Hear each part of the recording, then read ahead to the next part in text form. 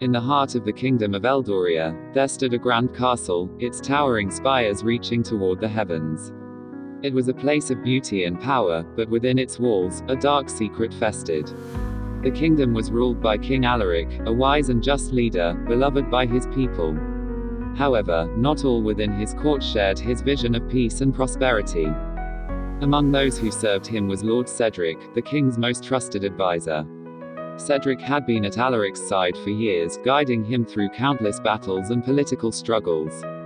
Yet, beneath his loyal exterior, Cedric harbored a deep and dangerous ambition. He longed for the throne, believing that he alone was destined to rule Eldoria. One cold winter's night, Cedric's opportunity came. The king had fallen ill, and the castle's healers could do little to ease his suffering. Cedric saw his chance to seize power, and so he made a pact with the kingdom's enemies, promising to betray Alaric in exchange for the support in claiming the throne. The plan was simple. Cedric would poison the king's medicine, ensuring his death, and then blame the neighboring kingdom of Valoria, stoking the flames of war.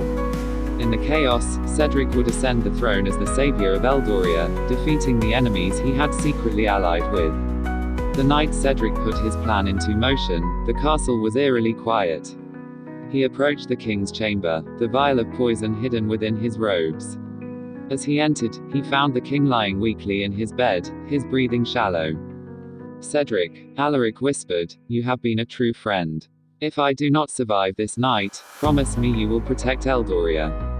Cedric felt a pang of guilt, but he quickly buried it.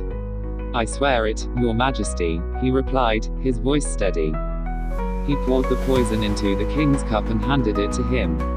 Alaric drank deeply, trusting his advisor without question. Moments later, the king's breathing slowed, then ceased altogether. Cedric stood over him, watching as the life drained from his old friend's eyes.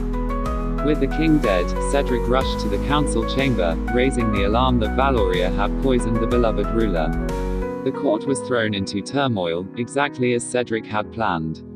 The people demanded revenge, and Cedric positioned himself as the leader who would deliver it. But as the kingdom prepared for war, something unexpected happened. A servant who had witnessed Cedric's treachery from the shadows came forward, revealing the truth to the court. The poison vial was found, and under pressure, Cedric's allies in Valoria turned against him, exposing his betrayal. Cedric was brought before the council, stripped of his titles, and sentenced to death for his treachery. As he was led to the executioner's block, the people of Eldoria looked upon him with a mixture of anger and pity. The man who had once been the king's most trusted advisor was now the kingdom's greatest traitor. In his final moments, Cedric realized the bitter truth: his legacy would not be one of power or glory, but of betrayal and disgrace.